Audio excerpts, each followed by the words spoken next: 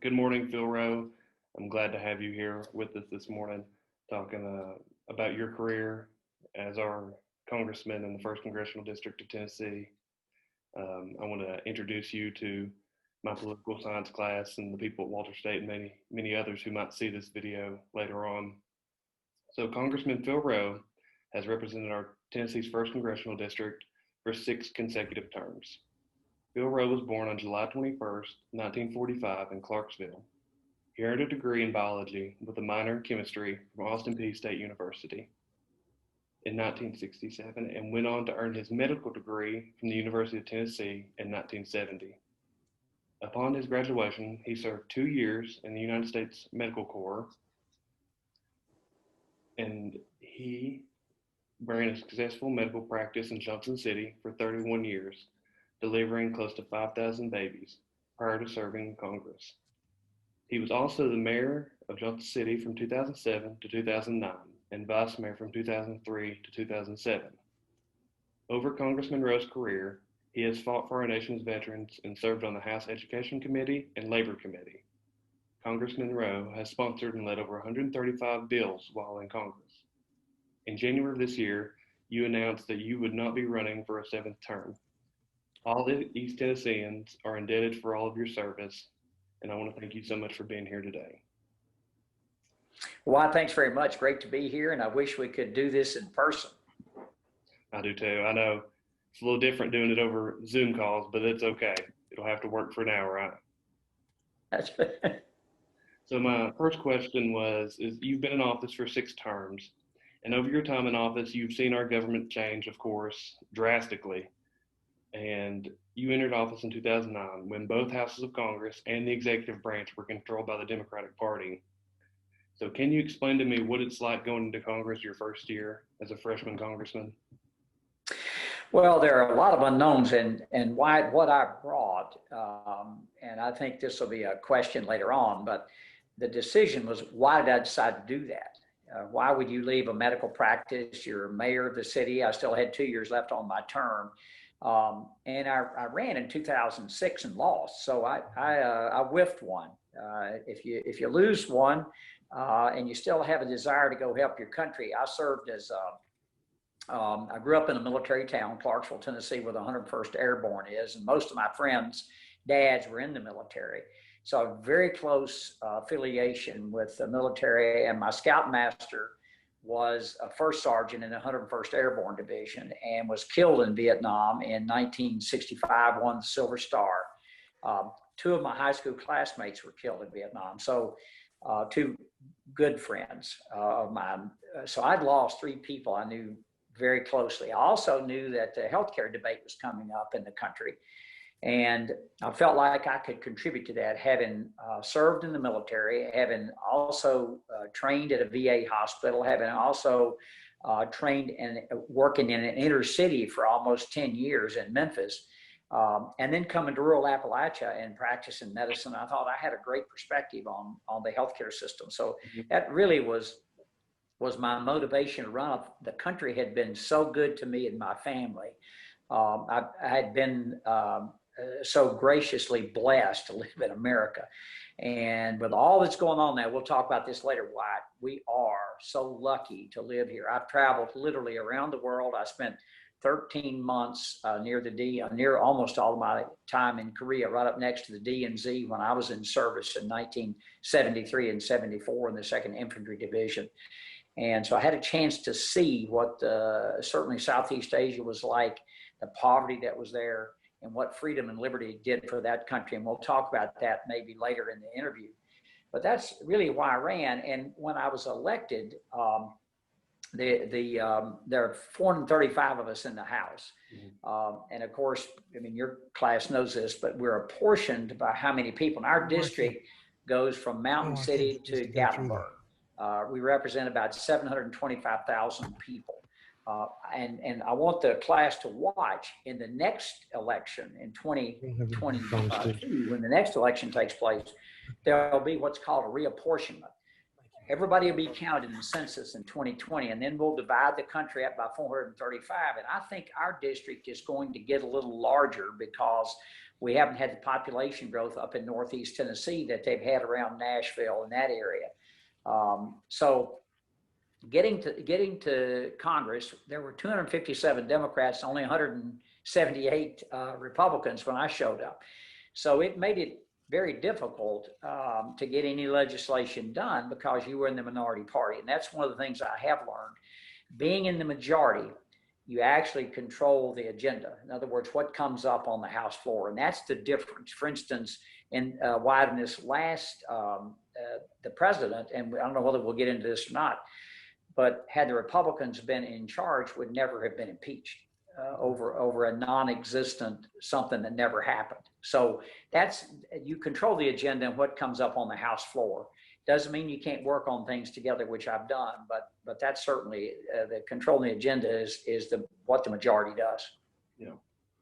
So you already touched on this a little bit and why you ran for Congress in the first place, because you'd been so blessed and you had seen your friends who had been killed in action, and so that gave you kind of a motivation to go and be the best congressman you could be for our district and kind of be there for your friends that couldn't be there and fight for veterans and things of that nature. Yeah, they couldn't speak for themselves. And Wyatt, you know, your grandfather is a great hero of mine, Lyle Doty, and I think the world of him. He is you're very fortunate to have him as a grandfather. I can tell you that.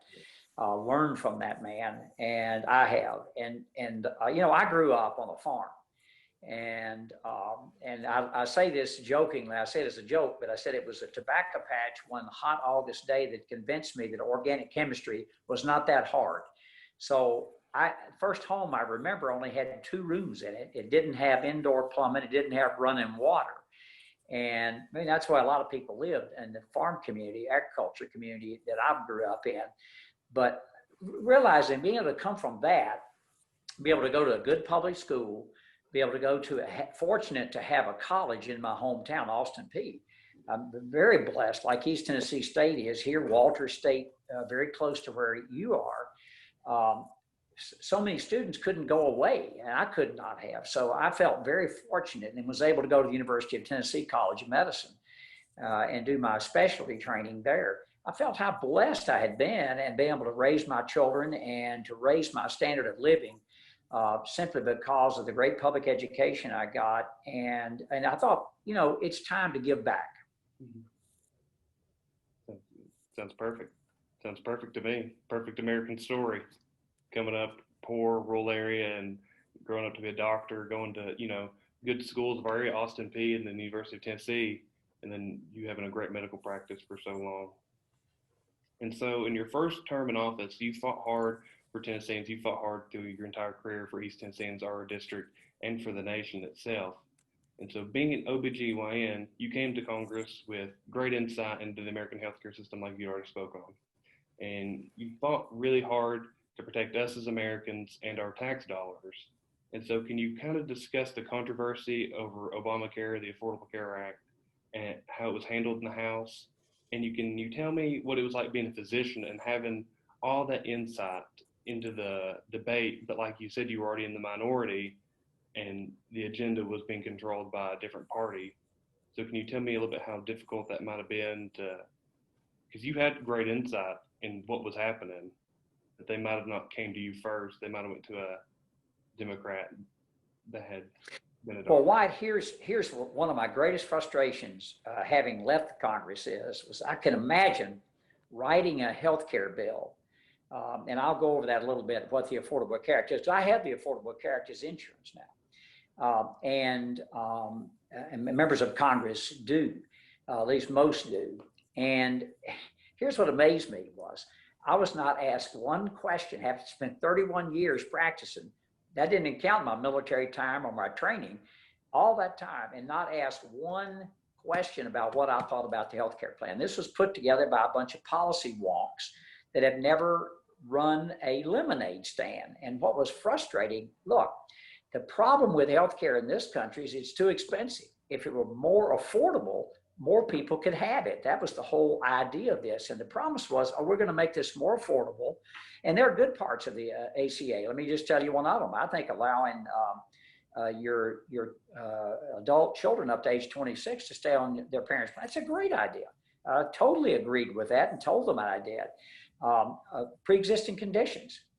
And this is something that's not, I'm going to get in the weeds a little bit here if you don't mind for a second. When we talk about pre-existing conditions, I have a pre-existing condition. I've had cancer of the prostate. So I have a pre-existing condition. I don't want to be excluded from health insurance. I don't want anybody excluded. So that folks understand that if you are on a private health insurance plan in this country, which 180 million people are, there was a bill passed called ERISA back in the 70s that precludes excluding anybody for pre-existing condition. You may have to wait 30 days or 60 days or 90 days to get on the plan once you're hired at a new job, but you cannot be excluded. If you have Medicaid, you cannot be excluded. If you have Medicare, you cannot be excluded. The only people that are people who are in the individual market or who are uninsured. So that's who the ACA affected. The easiest way to do that, to make sure that nobody is excluded, is simply apply ERISA, which I've had a bill for years, but I can't get passed, to the individual small group market. In other words, just make it illegal to do it, and therefore you've eliminated it. Treat an individual the same as you do General Motors. That's all I said. I just want to be treated like General Motors is treated.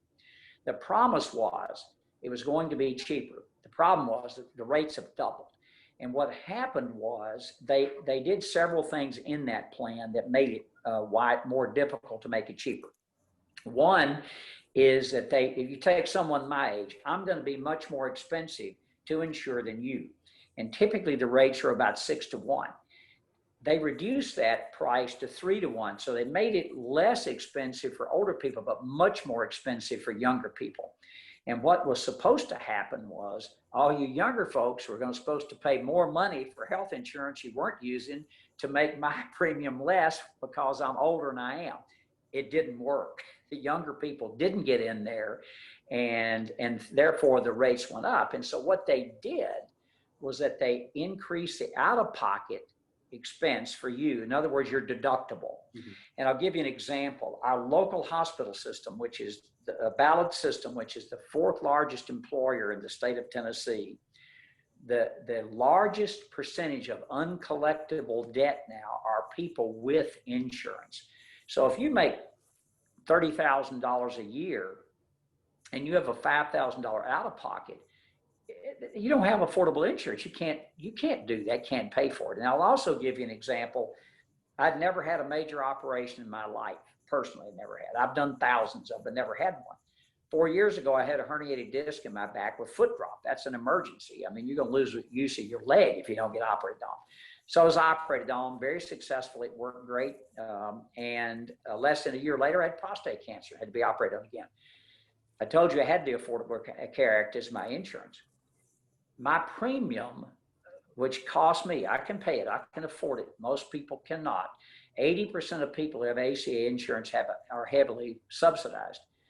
I would have been better off if I hadn't had insurance, if I'd just written the hospital a check. My premium was more than it cost me to get the operation done. So there are a lot of things we can do. And I wrote for the Republican Study Committee on 2 different occasions a bill that would have lowered the premiums and would have expanded the coverage. We were supposed to have, the Congressional Budget Office told us, you're supposed to have 24 million people on Obamacare. Turned out there are about 8 million to 9 million. So it hasn't worked nearly as well. And we can write health insurance policies that lower costs and increase the number of people who are allowed to get in there. I hope I didn't get too complicated. It is a complicated subject. No, yeah, it is complicated, but you know what you're talking about. You've been doing it for a long time. So, maybe with a little bit more insight, if they'd ask you at least a couple questions on. I wish they had. Yeah. Well, that kind of goes into my next question. So one of your most iconic moments in your first term in office, when I was doing my research on you, I found it in pretty quick, is when Obama introduced the Affordable Care Act. You went on national news and asked that, President, can I go with you and read this line by line? You wanted to read it line by line with President Obama at the time. And later on, I kept doing research, like, did he ever get to go and have his time with him and maybe bring some GOP doctors with him? And you weren't able to. And so my question is, did the president ever apologize for not coming to you, or maybe not seeking advising from the Republicans? And we've already talked about this a little bit, but what you would have changed with the Affordable Care Act? I did do that. And also, we were invited to the White House, in the East Room of the White House, and to meet with the president. And there were a large number of people there.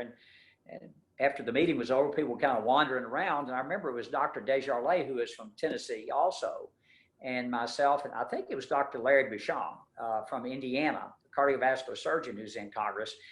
It happened to be, we just wandered up and bumped into the president. So we said, look, we'll be glad to come over here and sit and go over this with you.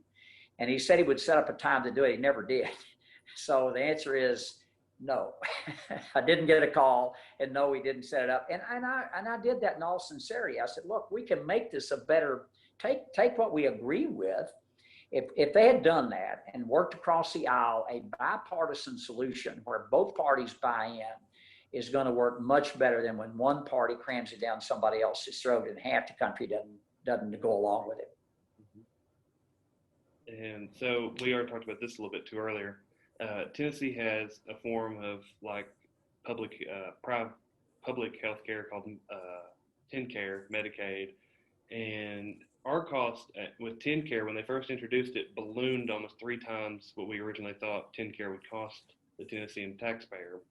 So since you'd come from a state that had government-ran health care, and you had a career in medicine, being a part of the GOP Doctors Caucus, and you already told me this question, but so your input wasn't, they didn't value your input at all in the negotiations with the, wow, okay. Yeah, we had the experience, Wyatt. That's a great point you made, and I brought it up many times. I said, look, we have tried this in Tennessee, and TennCare was a Medicaid waiver. And basically, Medicaid is the way it was set up until the Affordable Care Act came along. It was set up for pregnant women and for the elderly and people who are disabled, and some who are disabled. Some who are disabled get on Medicare. But that's basically for the very poor and the pregnant women, and for our elderly people. Those are called dual eligible. That would be Medicare and Medicaid. Many of those folks are in nursing homes and use Medicaid so they can stay there. So we got a waiver in Tennessee to try to expand coverage. And what happened was it ballooned our debt in Tennessee. And quite frankly, it almost bankrupted the state. What happened, and I will tell you guys this, when I went to college, I don't even want to tell you what I paid when I went to college. It was very affordable. In college now, except in Tennessee, and I want to give both the Democrats and the Republicans in our state a shout out. There's no other state in the union. You hear the federal people talking about it, they use borrowed money. In the state of Tennessee, you can go to community college, last dollar for free. And basically, if you use your Hope Scholarship, whatever, you can get at no cost. That is a phenomenal benefit. So you leave, let's say Walter State or Northeast State, Shelby State down in West Tennessee, wherever the community colleges are, and then go on to your 4-year college. And at the University of Tennessee, if your family makes less than $50,000 on tuition, the University of Tennessee will cover your last dollar. That is, if you can get in, that is an amazing benefit. And I don't know if any other state in the union even comes close to that. And we're not a wealthy state, but a shout out to our state legislators who have been able to do that. So healthcare has come back into the spotlight a little bit, with the 2020 presidential election, and President Trump just signed an executive order for pre-existing conditions recently. And so is there anything you would like to add to like our healthcare discussion before we move on, or anything like that? I would a couple of things. One, there's plenty of money in the healthcare system to cover everybody in the United States. There's no question about it.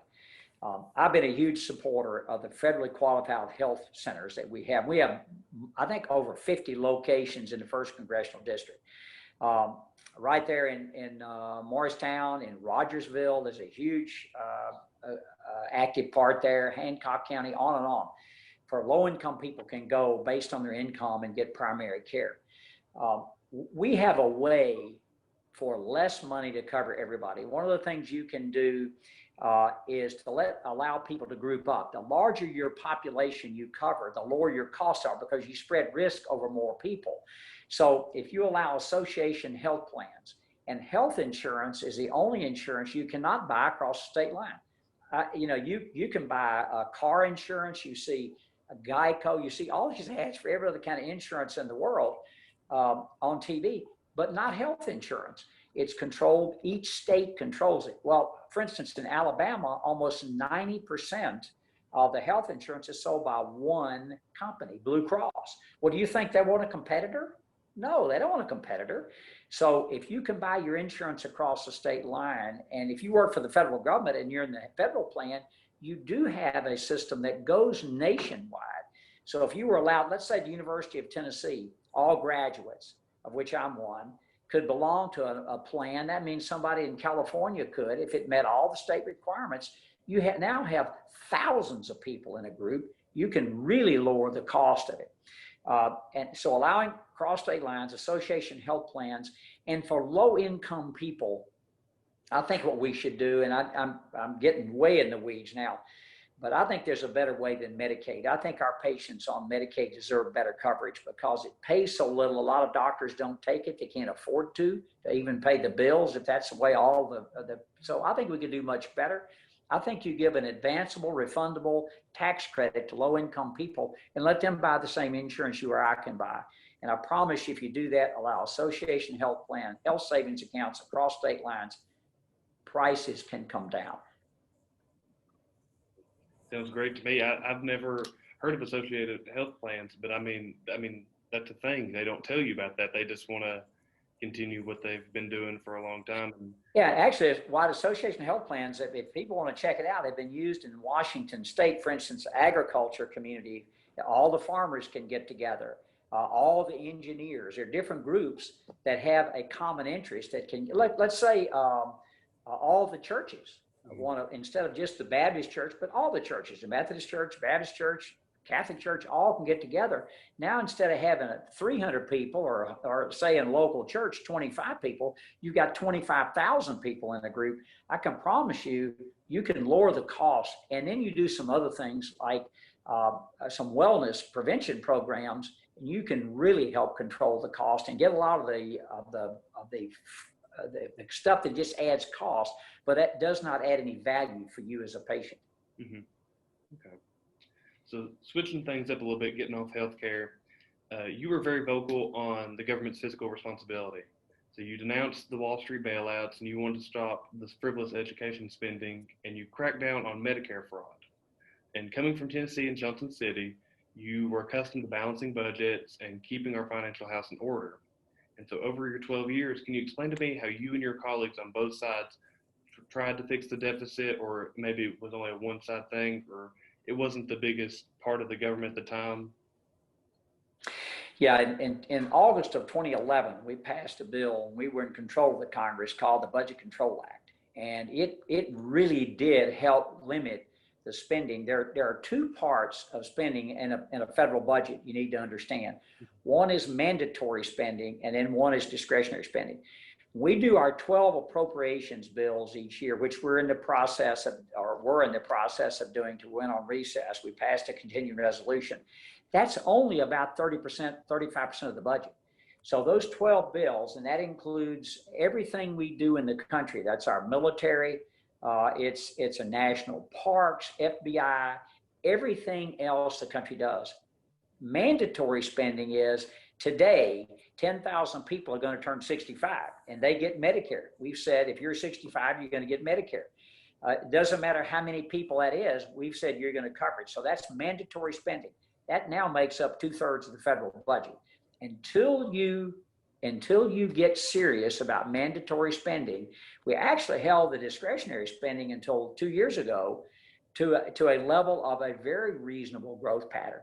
But that didn't control the budget deficit. Now, I voted for 2 balanced budget amendments. Every state in the union except one has a balanced budget amendment in there. So they have to either raise taxes or cut services or cut benefits that they do. That's the only option they have. And as a businessman that ran a medical practice for 31 years, look, if we didn't have the money, I just took home less money. I mean, that's the way it worked. You couldn't deficit spend. In the city of Johnson City, we could not deficit spend. We had to balance our budget. So we either had to raise people's taxes, which we never did, or we had to figure out some way to manage the city better. Federal government can do deficit spending, and that is a problem for your generation. Now, in the two I voted for, balanced budget amendments, which failed, by the way, there is an exception, and we're seeing it right now for a national emergency. For instance, a 9/11 could happen.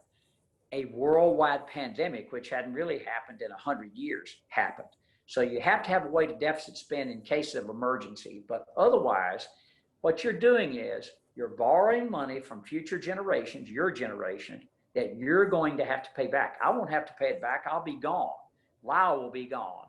But you will have to pay that money back. And when you're looking at the money we're spending now in this pandemic, it's borrowed money. Most people have to understand that we're borrowing money to get through this pandemic, but it's a bond, and the bondholders, whether they're foreign bondholders or American bondholders, at some point in time want their money back.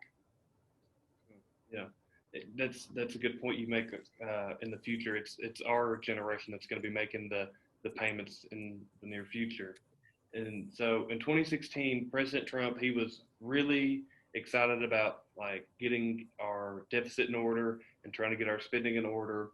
And that's not really worked out for him as much, we can say, because of the pandemic this past year and other reasons, throughout his presidency, he's had a little bit of a rocky road.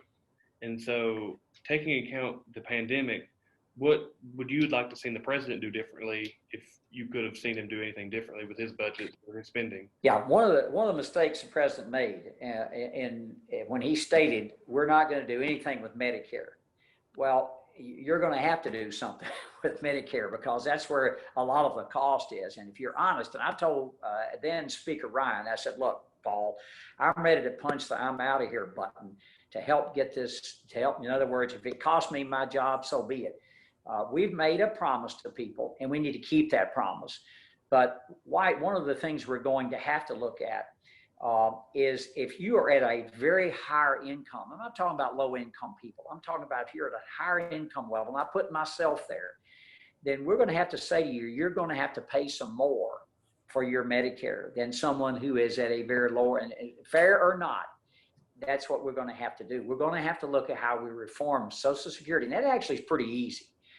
Social Security is not hard at all. That can be done fairly easily. Medicare and Medicaid, those three big entitlement programs. People don't talk about an entitlement. I paid in, here I am at 75 years old, still paying the Social Security maximum. I'm still paying in the maximum amount you can pay in half for over 50 years.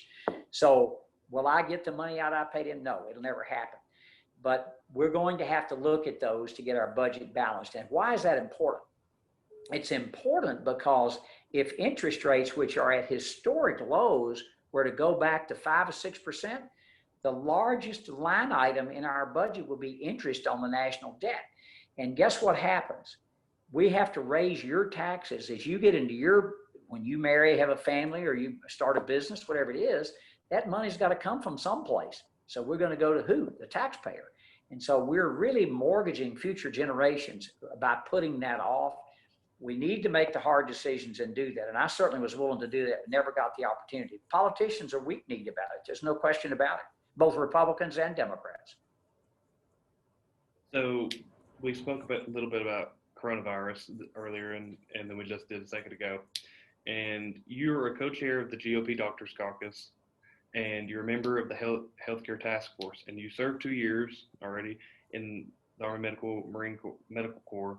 And so you're uniquely qualified on speaking on healthcare. Like, your input would be really important when it comes to this coronavirus. So my question is, do you believe that the Trump administration's handling of the virus has gone successfully?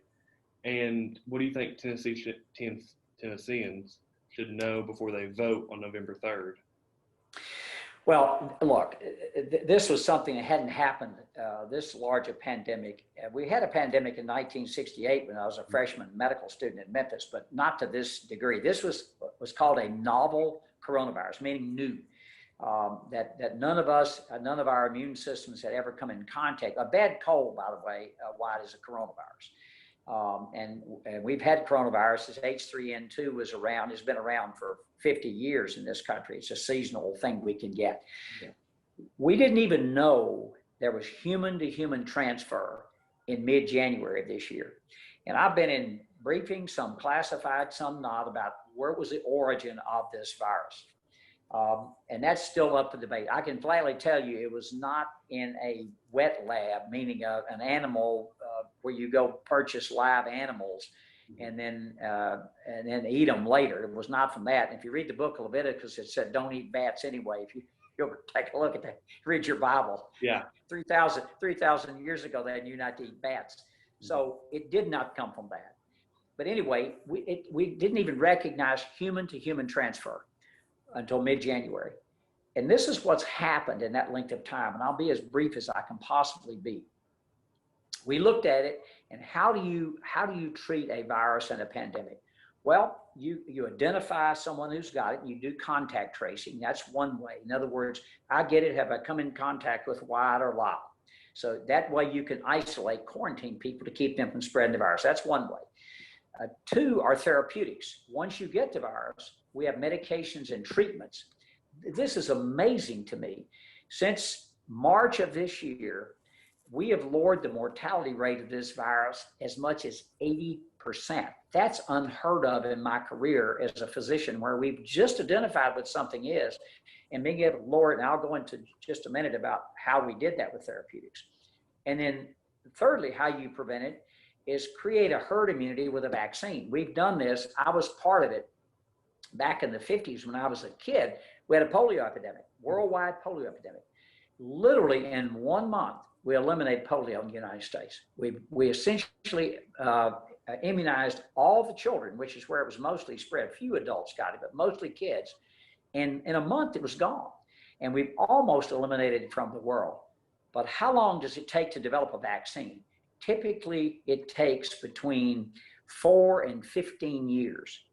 We're going to be able to bring a vaccine to market in less than a year. How did you do that? How were we able to do that? Well, my friend Mike Pence, who's the vice president, is the head of Operation Warp Speed. In May, they brought all the best minds together and said, how do we do this? From the time we identified that virus to the first vaccine trials was 43 days, 43 days. And with Operation Warp Speed, we provided the money in the CARES package, which had money for small businesses, but also had money for vaccine development. We did this simultaneously. What typically happens, Wyatt, in vaccine developments is you go to phase 1 trials, you go to the FDA, you get approval, and this company will begin to do phase 1 trials, which typically is 45 or 50 patients. You take one group gets a placebo, one gets the vaccine. And then you see how they do. Then you send that information to the FDA. An independent board looks at it. The FDA looks at it and said, yeah, you can start phase 2 trials, which is typically 3, 4, as much as 600 or 700 people. Go through that same process. Then you go to phase 3 trials, which in a vaccine is typically 4,000 to 6,000 or 7,000 people.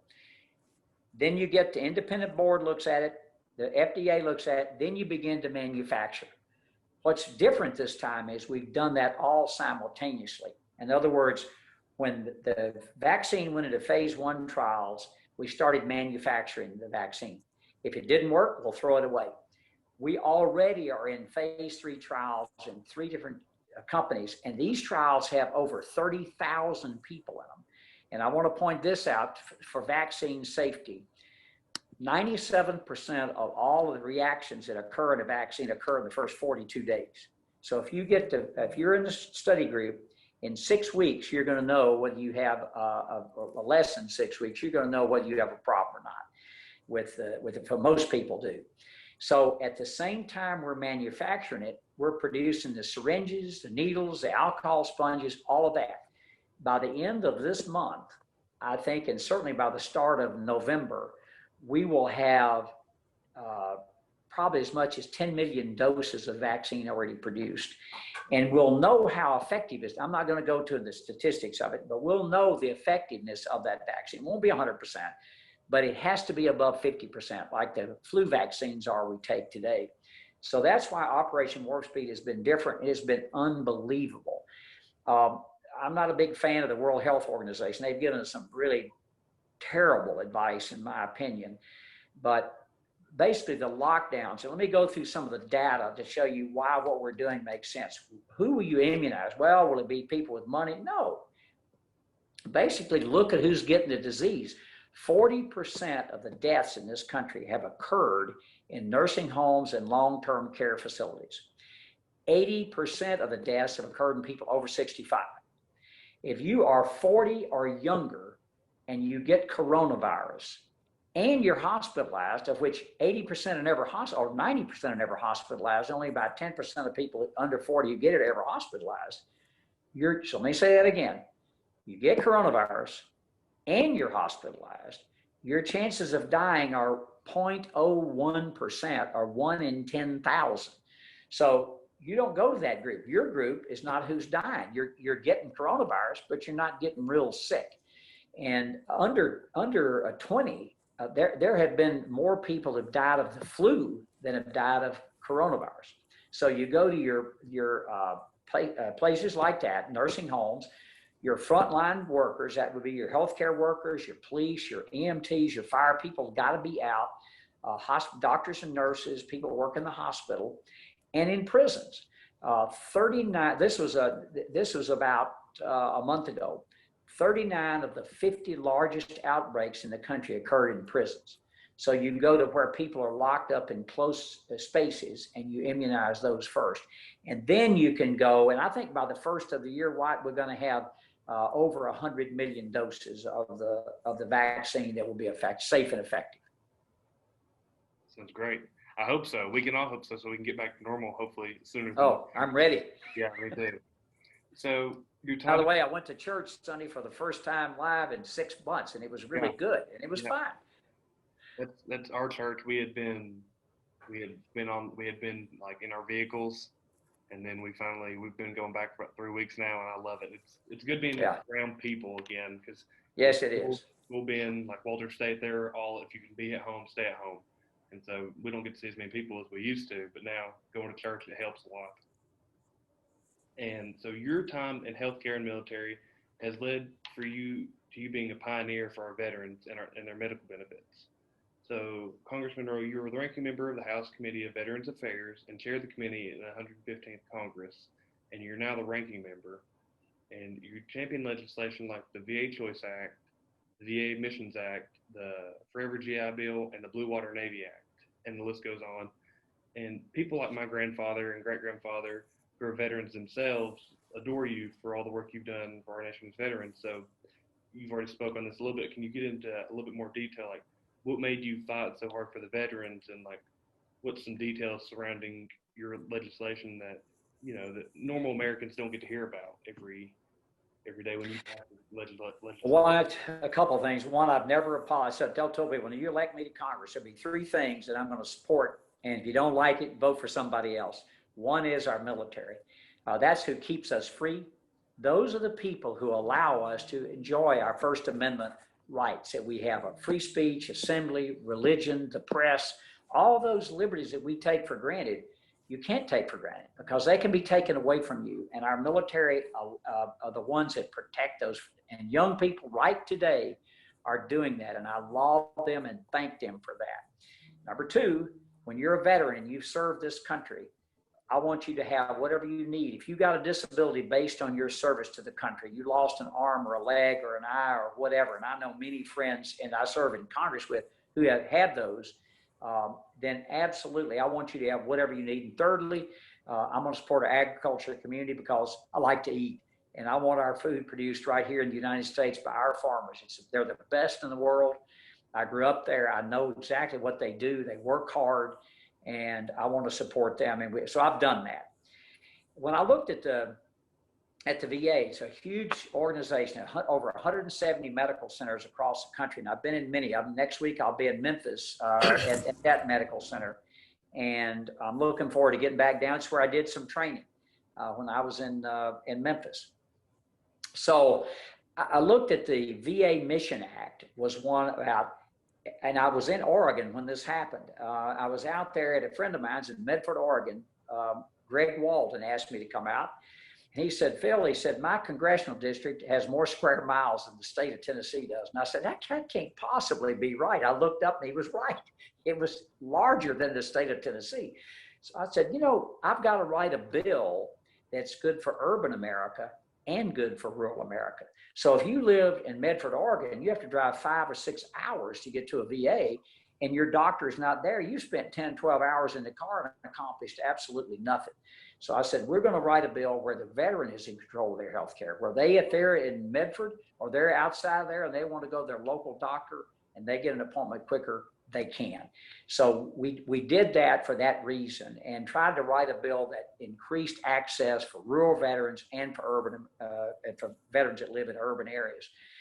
There's a second part of that bill that most people don't talk about very much, but it's just coming, opening up right now in October. And it's for our critically injured veterans. For post 9/11 VA veterans who are catastrophically injured, who might otherwise have to go to a VA hospital and spend the rest of their life. If their caregiver, their husband or their wife, stays home and takes care of them, then we pay them a stipend to do that, to keep their veteran at home. It's better for the veteran and better for the country, and also provide them health insurance. But we did not do that for World War II, Korea, Vietnam, my era veterans. Now we are. So we're treating all our veterans the same, which was huge. Another bill that I passed was very near and dear to my heart, and we're talking to a class, was the GI Bill. I used the GI Bill when I got out of the military in 1975 and 76. It paid me $300 a month for 2 years, and it sunsetted at 10 years. I could no longer use it after 10 years. The post 9/11 GI Bill was a tremendous benefit. It paid up to $2,200, $3,000 in tuition. It paid a stipend so you could rent an apartment, and also paid about $1,000 so you could use that for your books and other materials that you might need, computers or whatever. But it sunsetted at 15 years. We fully paid for this. No surprise to you, Wyatt. We fully paid for it. And now a veteran can use their education benefit for the rest of their life. And I think that's, and so look, this pandemic is a perfect example. Let's say you're a 45-year-old veteran, your job went away. You now can go back and get re-educated, take that money, re-educate yourself, and certainly the STEM, that's where the jobs are now, and STEM part of our society. Get re-educated, take care of your family, and have it paid for because of your service to the country. Mm-hmm. Like I know the first district, my grandfather, my great-grandfather, were also thankful for the things that you've done for our veterans and people across the nation that know your name and know you're from the first district and that you represented East Tennessee, and that we fight for our veterans and we love our veterans here in the first district. Dude. Yeah. So we're going to go to the current election a little bit. So Diana Harshbarger is the Republican nominee for our congressional district. And if Ms. Harshbarger wins, she'll be the second congresswoman to represent our district since 1963. And so what advice do you have for Diana, and have you spoken to her extensively on her campaign and things that she's running?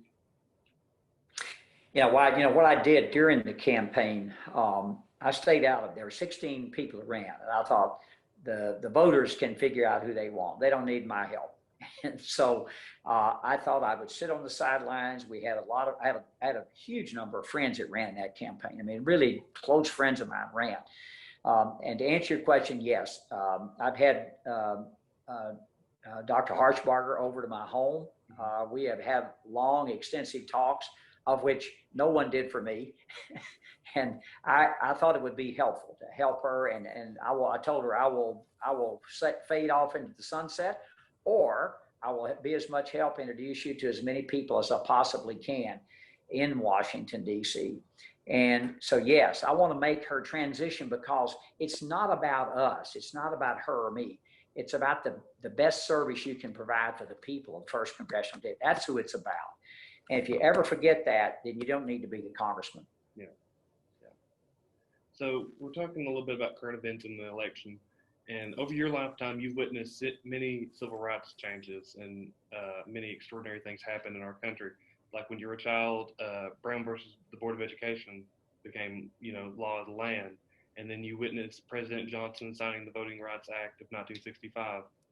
And you got to, hopefully you didn't get to witness it, but you were alive when Dr. King was assassinated in 1968.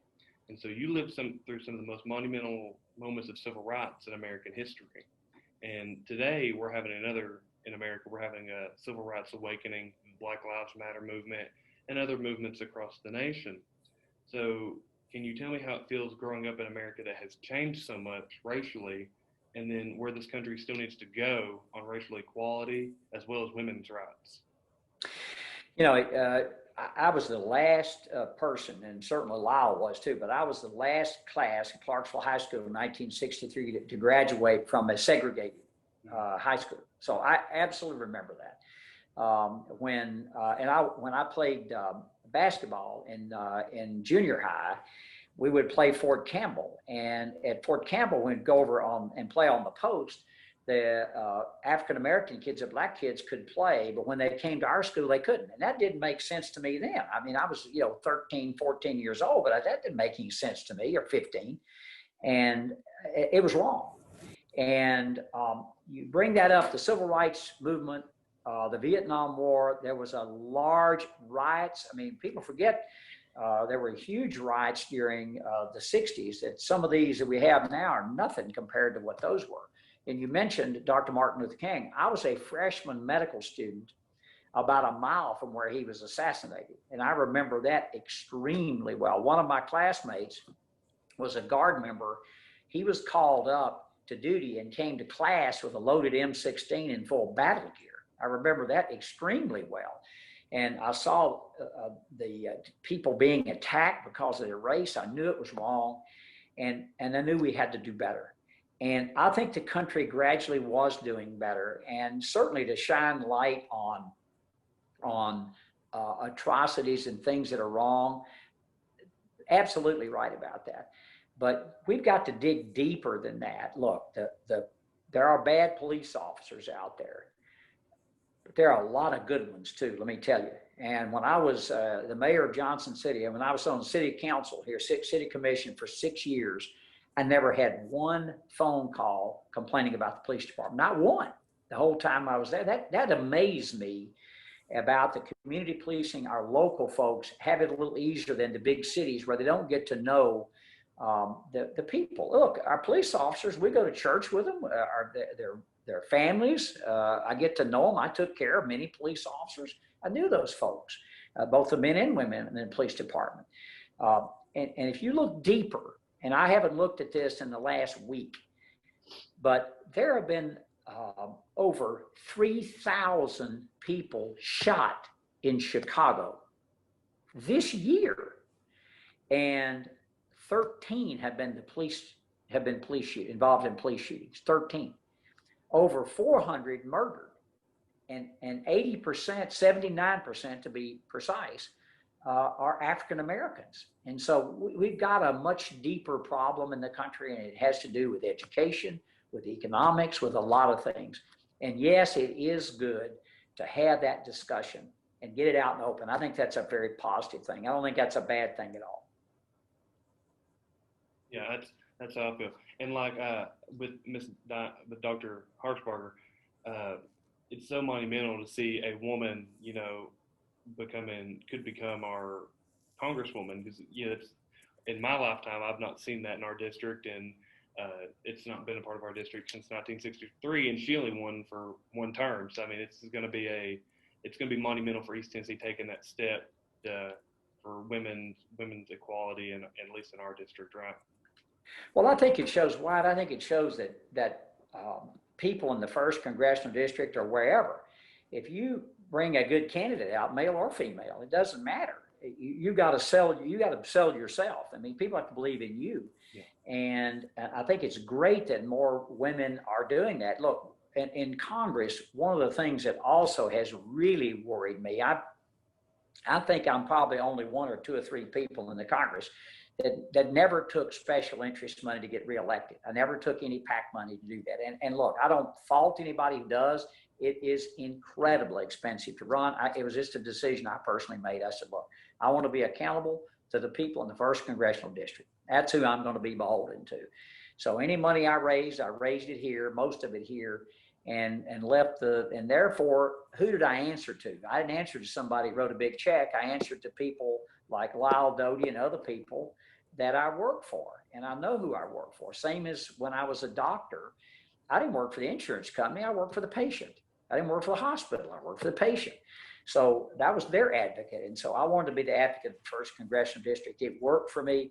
And Wyatt, I'm going to tell you, for the young people out there watching, you guys are watching, I don't know how we fix this, but there is way too much money in politics. The amount of money that's out there you have to spend to get elected and so forth. We need school teachers in Congress. We need farmers. We need doctors. We need business owners. We need women. We need men. We need a great diversity in the country. So look, I bring a certain experience to Congress. Other people that were raised in a city bring a different experience. We need all of those. Yeah. So finishing up our interview a little bit, you've represented our district for 12 years, and over these past 12 years, you've represented our district's values in Congress. You've become a champion for veterans across the nation, and you've worked with members from both sides, both parties, while not compromising in what you believed in. And I, in the 1st Congressional District, want to thank you for that. Is there anything that you'd like to tell your constituents in my political science class about your time in office and before you retire? Yeah, it's been it's been a tremendous privilege to do this, and you don't have to be disagreeable to. You can argue these things. And as a matter of fact, I just debated a bill the other day with Steny Hoyer, who's the #2 Democrat. He and I have a common interest in allergies. And he has a granddaughter that has a serious allergy problem. And I was a doctor, obviously, for food allergies and asthma and things like this. I had a huge. So we've passed 2 bills together. One's been signed into law by President Obama. The other one I think is going to be included and be signed into law before this year is up. It's an asthma prevention bill.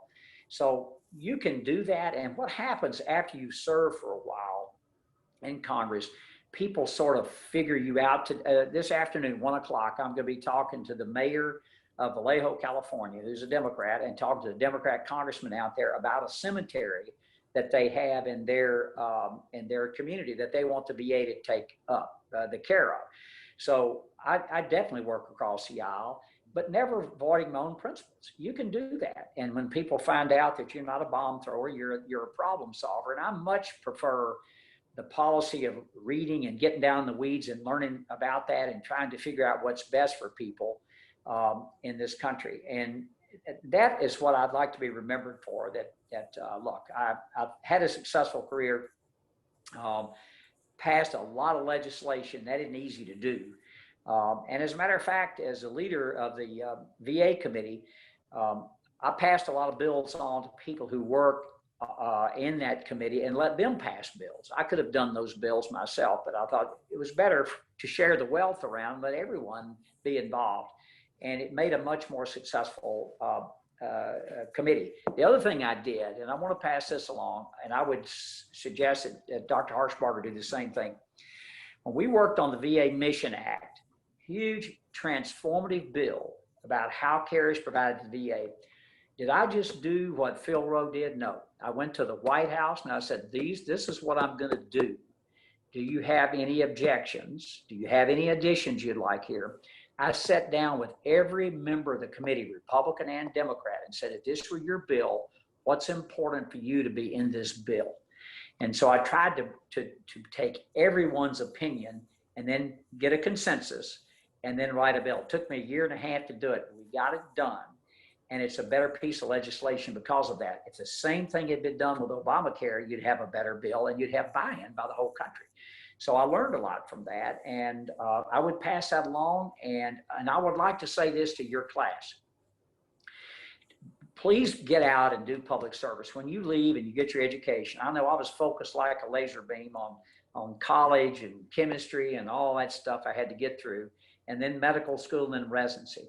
But when you get through all of your formal and you get into your job, your profession, give back to your community. Volunteer for a park and rec board, or volunteer at your church, or a civic club or something. You won't believe how much enjoyment you get out of that and how much better you'll make your community. It's not all about you, but make it about where you live. And that would be the advice I'd give you. You're going to sleep a lot better at night when you do that, and you leave your community a little better off. And I hope that I've been able to do that. Yeah. So I want to thank you for taking time out of your busy schedule today to be here and have this interview with me. And I'd also like to thank your entire team, from Daryl Brady here in Morristown, putting me through the ropes to get to you, to get up to Washington. And I want to thank your team up in Washington to help set up this meeting to make it as easy as possible. And lastly, from me, Walter State, and the 1st District of Tennessee, we want to thank you for being our congressman and doing such a great job in your years in office. Wow, Wyatt, thanks very much. And you all be safe out there. We're going to get through this pandemic, and we are going to get back to normal. Of course. Thank you, Doctor. Thank you. Thanks, Wyatt.